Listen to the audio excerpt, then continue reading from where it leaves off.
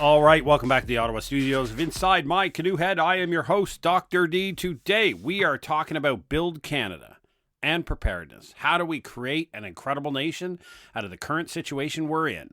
So sit back, grab yourself your favorite beverages, my friends. Let's get at her. All right, welcome back and thanks again. In this episode, we're going to talk about Canada, building Canada, but you can, if you're not a Canadian, and 65% of the listeners to this podcast are Canadian, but the other 35% live across the globe in 70 other countries, with the dominant being the United States. And today, we're sitting in a situation where we as a nation of Canada are facing a different set of circumstances that we were a couple of months ago. We have an opportunity. We have an option. We have a couple of different roadways laid out in front of us as a nation that we can collectively decide to do, giving the consistent set of threats that we're now under. This is not a podcast about bashing political ideologies, individual nations, nor is it about attacking single leaders of other countries or including the current leader of our country in Canada. This can be extrapolated to any other number of countries. We have spoken at length, and I have written for over 5 years about why the 2020s are as disruptive as they are, why it was absolutely expected that this specific decade would be incredibly upside down turny. Obviously, none of us knew in advance that it would start with a pandemic and now it would move to a disruptive change of the global order, but we knew this was going to happen. So understanding that we knew this was going to happen and countries were going to be in a significant fight in the 2020s to reposition themselves for the next 70 to 80 years in the global order, this was not a surprise. And I want to say that en anglais et en français, ce n'est pas une surprise pour la nation du Canada. It was not a surprise for Canadians that we were going to have to make some pretty tough choices. The fact that it showed up in a heartbeat and put us on notice at a very uncomfortable time in Canadian history is just welcome to the world of circumstances. So, Canada, and I wrote a Substack this morning. If you're interested, the basis for a lot of these podcasts, not all of them, the interviews are separate, but a lot of this podcast is the audio version of my writing. I'm a passionate writer. I write at Substack under Jeff Donaldson. Go ahead, search me out there. Look at all the social media platforms that I'm on. It's all there, and I write it out in detail, and then I like to do the audio version afterwards because the thoughts are kind of organized in the mind when you do the writing, but then a little bit more passion, a little bit my idea, a little bit tangential discussions occur in the audio format that I think are just present. I don't edit them out. I'm not a one-take Windsor, as the late Her Majesty was known as, but sometimes 22 minutes of this podcast is recorded in a single shot with no pre-script. Now, yes, I follow the general tenets that are outlined, and I do have a podcast outline, but I like to shoot a lot from the hip because what we don't do well in this country is discourse. So today we're going to talk about the nation of Canada as a representative nation in this disruptive global world order and the options that nations have, and what it requires its citizens to do, the sacrifices that are required of the citizens, things they must do, and changes, more importantly, of attitude within the nations that are necessary if they choose to be successful. So, for the nation of Canada, under the set of circumstances we are right now, we generally have three choices. And I'm going to go through the podcast, the three choices. I'm going to start off with, I would like everybody who's listening to this to go to buildcanada.com. Buildcanada.com. It was started by a number of notable Canadians, senior entrepreneurs and business owners in Canada who worked with senior public policy writers and public policy authors to write position papers on offerings of what we can do as a nation. considering all the circumstances we're in, understanding the nation as they do, what could we do?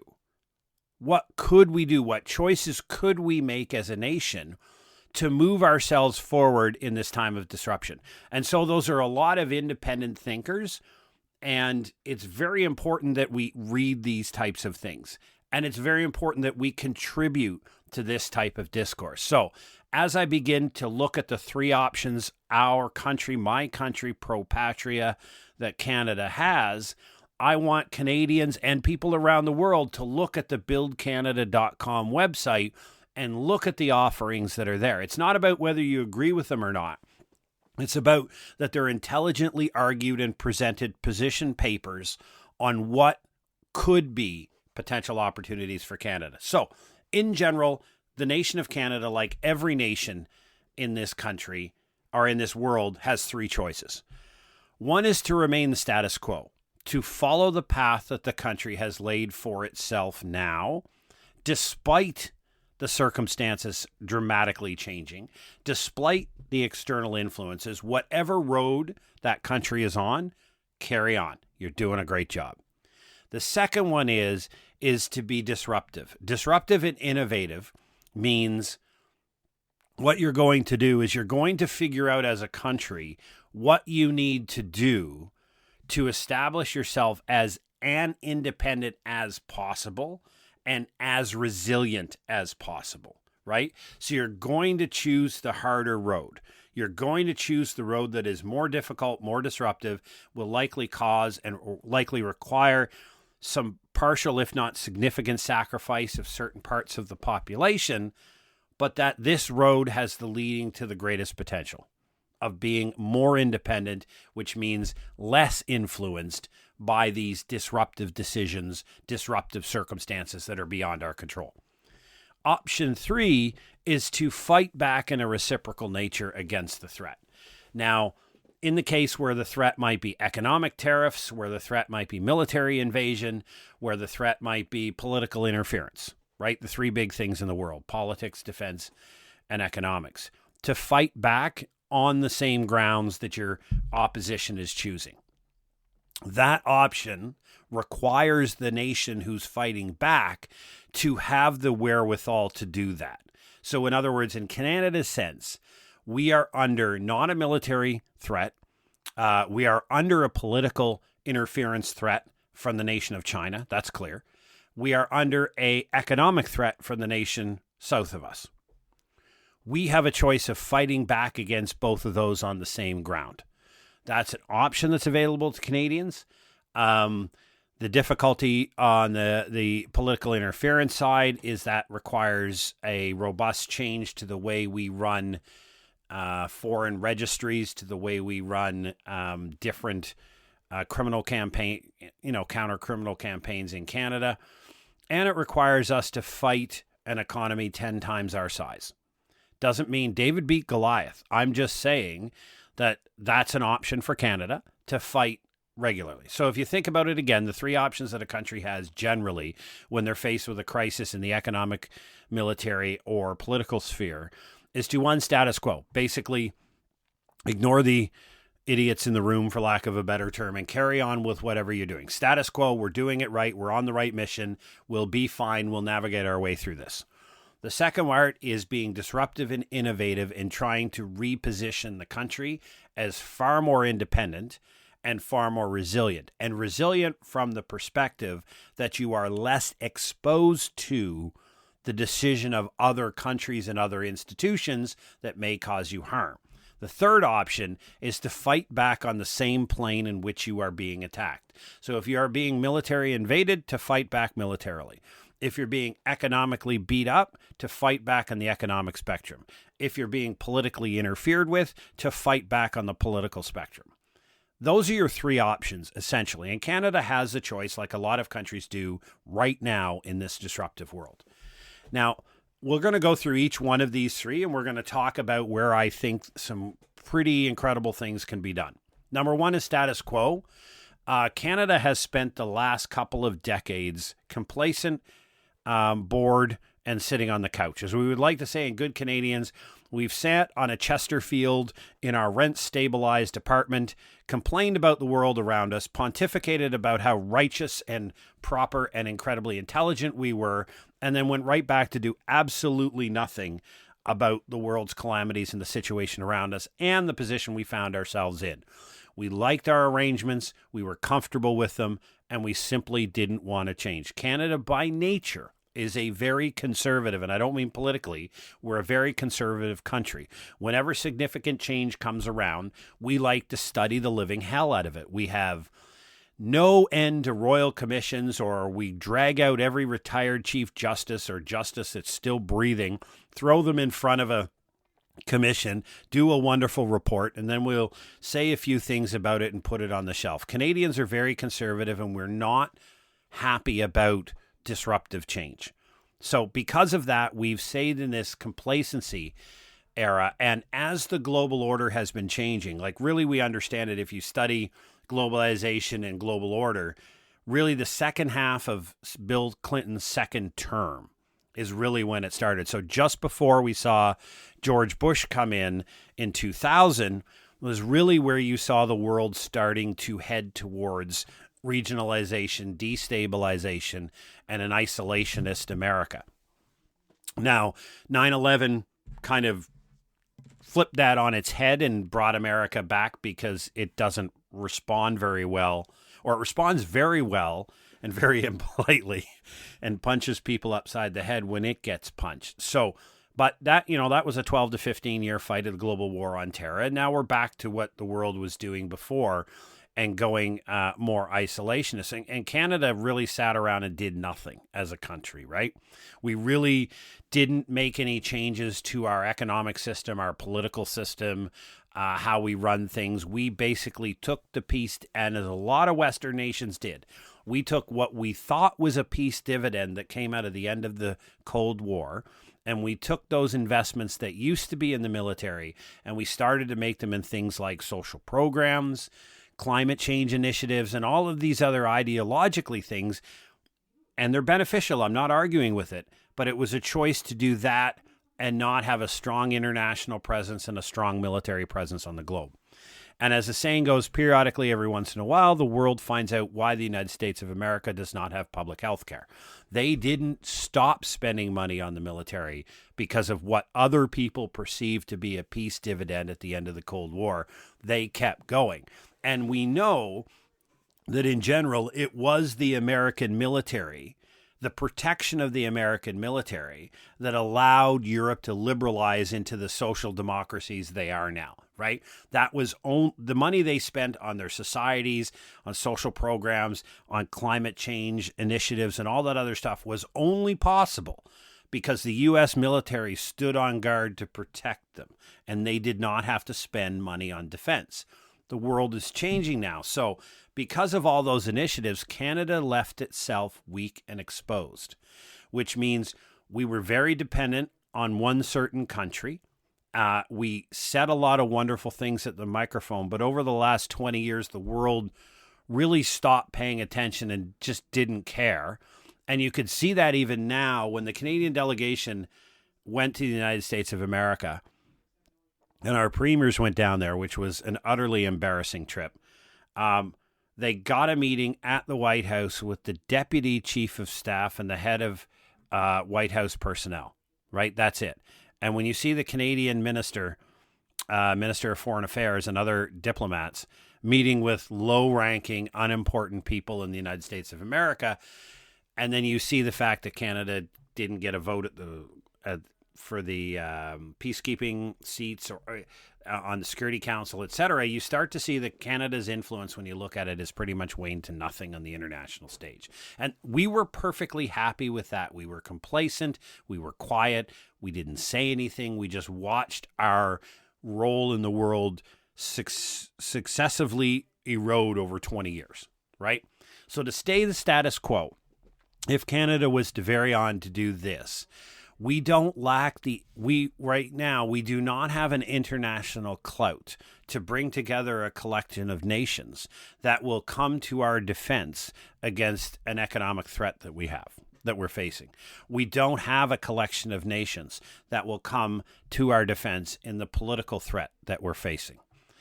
And because we have such a weak military in comparison to the demands of the world, we don't have a say militarily. And it's always been on the international stage. Canada isn't an important country in the world simply because we stand for noble ideas. Canada was an important country on the global stage because we had a military and an economic might behind us that could influence decisions around the world. It's Humanity 101. Just because you stand up and you think you're socially and ideologically correct, nobody cares. People only listen when you have something to back it up. So when every successive Canadian minister of all political stripes would stand up at a stage and go on and on about how Canada's upset with this invasion or that invasion, or Canada sees this as an atrocity, nobody cares. Like, the world doesn't care because Canada won't do anything and never has in the last 20 years really done anything about it, right? We haven't really stood up and made significant interventions around the world. Now, yes, I did fight in the global war on terror. A lot of Canadians did lose their lives and are permanently disabled because of that global fight on terror, but it is existentially not a level at which we would do to a point where we could influence international decisions. That simply wasn't possible. So if Canada was to go the status quo route and continue down its same, we're basically making ourselves, we're going to follow the path of being culturally, ideologically, economically, and politically irrelevant on the face of this earth. And so we are just going to be a non-something, a nothing burger, as we would say in the Army, and basically just go off into Never Never Land with really out any international position, etc. And if the economic push comes from the United States of America, and if it maintains and it follows a path that some think it will cause significant enough disruption that it'll put Canada into recession. The difficulty of putting Canada into recession is we don't have the economic might and the economic firepower to roll out any social programs or anything to support the Canadian public during it. We just continue to add to our debt, which spirals us further and further away from being a functioning, working economy. And I take the words of the Manitoba Premier, Wab Kinew, very seriously when an NDP Premier, nonetheless, a socialist, says the economic horse pulls the social cart.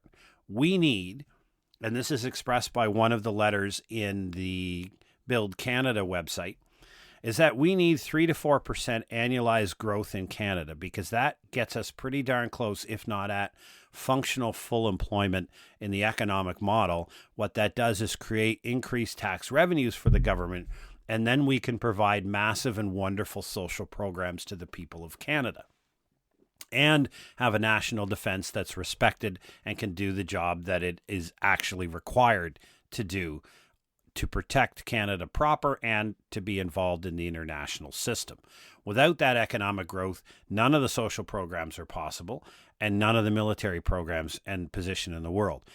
That's fine, but that's what Canada would be giving up. So in time, we would slowly have to give up the majority of our social programs, and we would basically remain irrelevant in the world. So that's a perfectly open option for Canada to do. It's not one I recommend. The second option that Canada has is to fight back. And fighting back means you're fighting back on the same plane. So if we look at the political interference from China that's significant that we're under right now, and if you're looking for detailed reading, you should look at the Bureau. And this is a independent journalist in Canada, Sam Cooper, who used to work at Global News and has now gone out on his own, started this independent. I'm by bias. I subscribe and pay to support his independent journalism because I think that's an important thing to do in Canada. And he does a lot of great reporting, and so does people like Andy Lee on X and some other individuals to really deep dive into the influence of the Chinese government in Canada, their desire and intent to sway the results of elections, and to influence the large diaspora that's here in Canada. And so whether that be threats to family back in Canada or back in China or other type of influence campaigns, whatever it may be, the point being is that, we know, and from the Hague Commission, that the Chinese government is attempting to change the election results in Canada. We can fight that back. We can fight back by taking political moves against the Chinese. We could expel their diplomats. We could close our diplomatic offices in China. We could put visa requirements on Chinese coming into Canada. We can fight back as a nation to doing that. You will pay an economic price for that, because China is one of our greatest trading partners and has a lot of influence in Canada through its deception campaigns with the Chinese population. But that being said, the country has the ability, Canada has the ability to stand up for itself politically and say, we will not tolerate a foreign nation interfering in our elections. We'll call it out. We'll make the details public. We will name the names in public press with photographs, and then we will expel the requisite diplomats. That there's always a price to pay, but there's the benefit from that. And I will give you this, that when you do that, you start to raise your stature internationally in the world, because you stand up against something that you see as wrong and you take the necessary steps.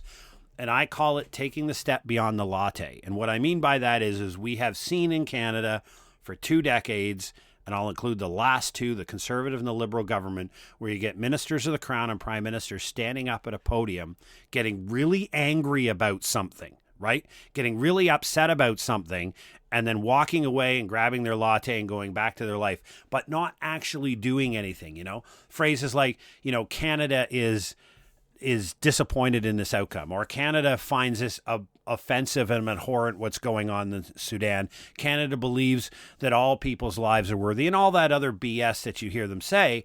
And then they walk away and they don't actually do anything about it. They just say things. Canada will definitely up its game internationally when it says something about political interference and then takes tangible actions to demonstrate how upset they are. I doubt it'll happen, but they can do it. To fight the economic fight, we are fighting against an economy that is at least 10 times bigger than us and has far more integration. We have more integration with them than they have with us, which means, yes, we are each other's greatest partner. That's fine. I get it. But the representative percentage of the economies are so significantly different at a 10-to-1 odds. We can fight, but we can only fight for a short period of time until the economic price we pay is incredibly difficult to maintain, which means we will have to either give up after a short fight, or we will have to start some massive and significant social programs to cover the economic swath of pain and injustice that will be done across the country because of that economic fight. And without the economy to run up the tax revenue, very quickly the government will realize that it actually cannot provide the social safety net required to lessen the pain of Canadians as a result of an economic fight, because they don't have the tax revenue from an economy that's crashing. That's because of we did this to ourselves. That what we've allowed our economy and our model to become over the last 30 years, and it's a cross political spectrum blame game, right? For 30 years, Canada has let this happen. And because we've let this happen, we're now in a position where fighting back economically will cause exponentially more harm to us than anybody else. And the harm, I'm going to argue with you here today, is going to be worse than what our affordability to provide social amelioration to that will be, which means people will hurt more than we're able to help, which means we're looking at permanent hurt. We're looking at Canada moving into recession.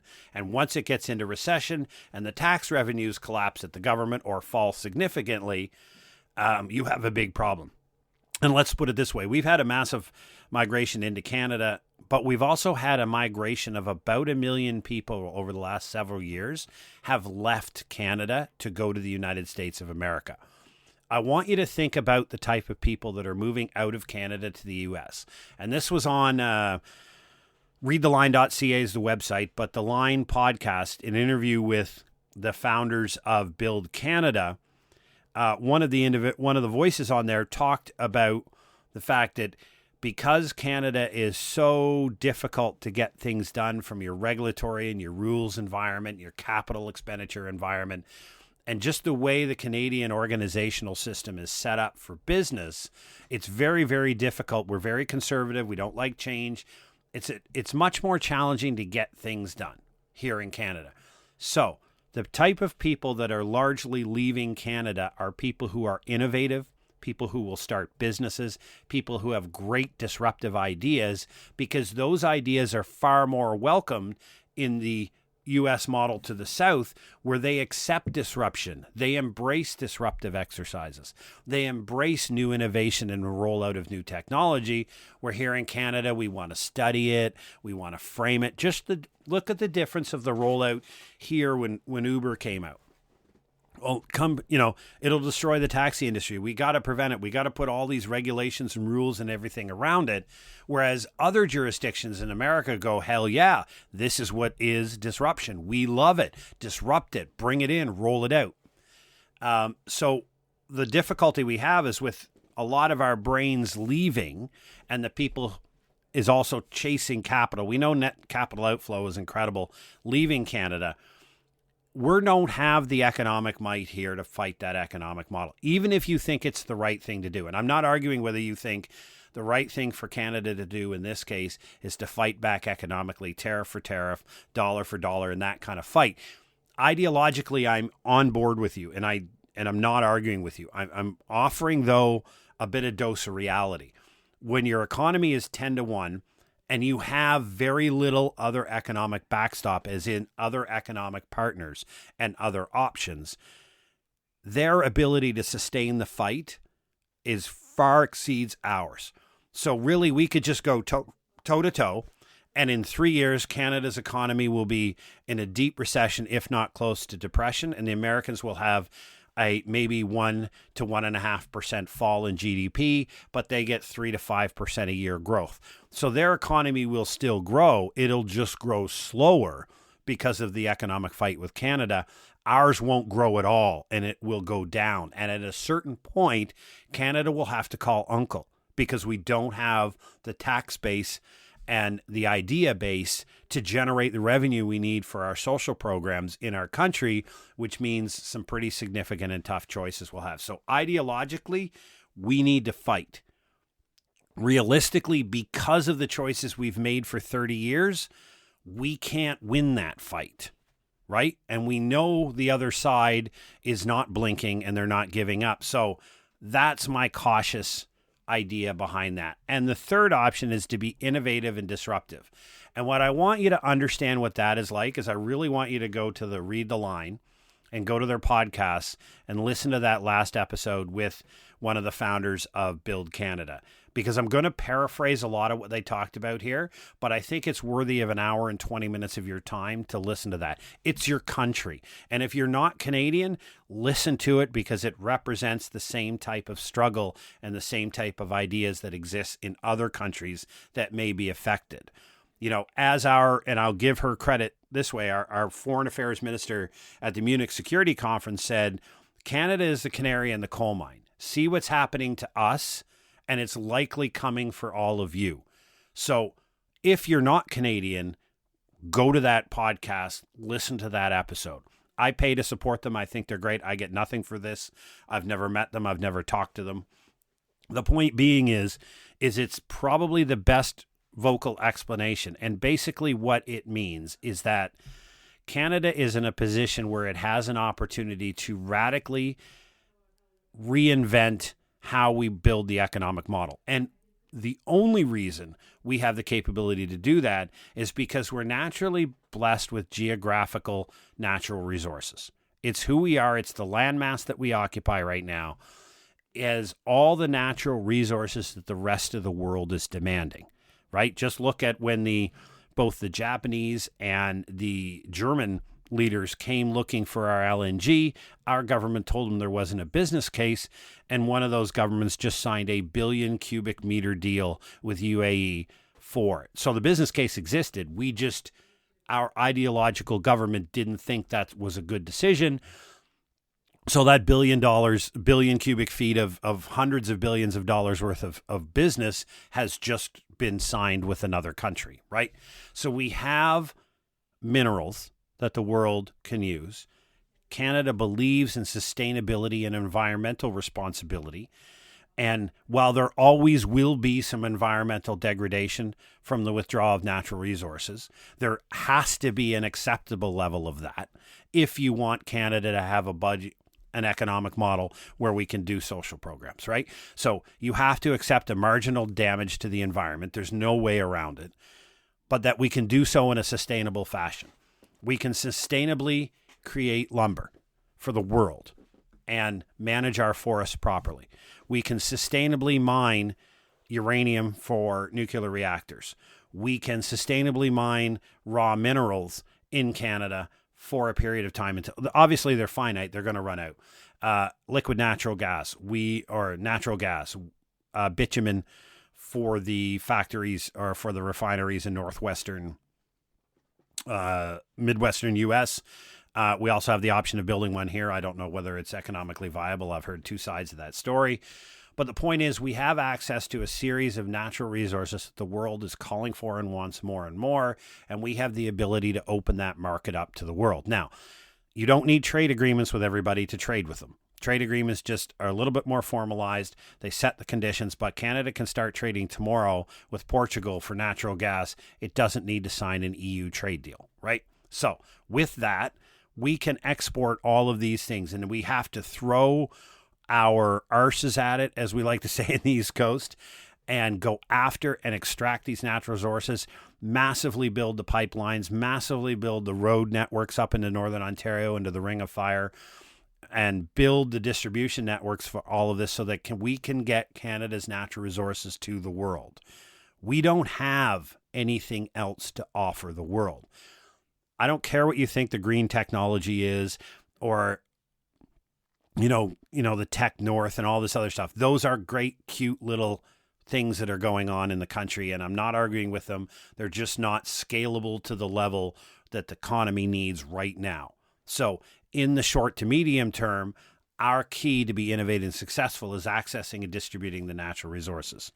We can do that in a very short period of time by crashing and crushing the regulatory environment while still protecting the environment and getting the stuff to market and start making incredible amounts of money in taxation, royalties, and revenue so that we have the economic fight to fight the fight against our opponents and to provide the social safety net that Canadians rightfully demand and wish to have. You got to remember, our social safety net of our social programs and our public health care are only possible because of money taking from hardworking Canadians, right? The government doesn't have any money. It has to first take money from hardworking Canadians and then create social programs with that money. So the government doesn't have any money. They don't create money unless they print it and borrow it from the grandchildren, but that has a certain level of unconscionability that I'll just leave off the table. But the point being is that we need to create the economic conditions. Another offering in Canada Builds or Build Canada was AI, right? And I think we've got this really incredible stooging effect in Canada, for lack of a better term, where we don't like technology and we're afraid of it.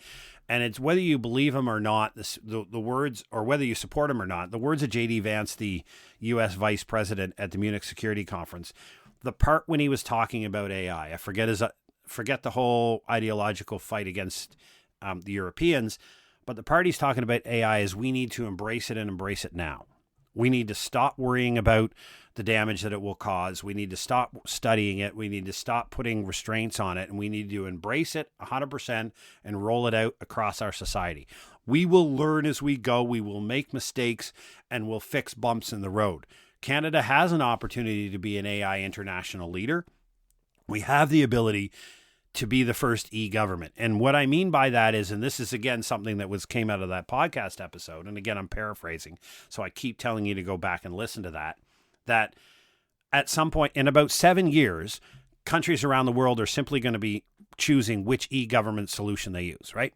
So will it be IBM's e-government, Oracle's, Amazon's, Microsoft? Whose e-government platform are you going to use to run the Canadian government? A single piece of software will run every department and every aspect of every department, and it will be based on AI and will require an absolute fraction of the number of humans that currently work in the support networks and the IT world. That's the reality of the future. Doesn't matter whether you like it. It doesn't matter whether you agree with it. That's what it'll look like in 7 years. We have the opportunity to grab a hold. Very much like Estonia did 20 years ago, when they looked forward, had the foresight to see the digital transformation coming in all aspects of the world, and they embraced it across their entire society. They were the first ones to have digital nomad visas, to where people could come to their country to just work as digital nomads. The infrastructure, they benefited greatly and financially to this day because they took a massive leap of faith and digitized their nation when everybody else was having a commission and a study about it, right? Canadians were famous for we need another study on the role of AI in government. No, we don't. We need to roll AI out across government writ large. And then we need to learn the mistakes that happen and fix them. But we can't let the possibility of risks, errors, and mistakes happening from us refusing to enroll it out. Because otherwise we'll find ourselves in the typical Canadian position of 7 to 8 years from now, everybody else is running AI-powered government, and we have a massive, expensive, and laborious civil service and civil service programs that cost us 10 to 15 times as much as it needs to be in the modern environment. This is the opportunities. This is the disruption that Canada can embrace, and it will have mistakes, and it will have bumps in the road, and some of them are going to be difficult and costly.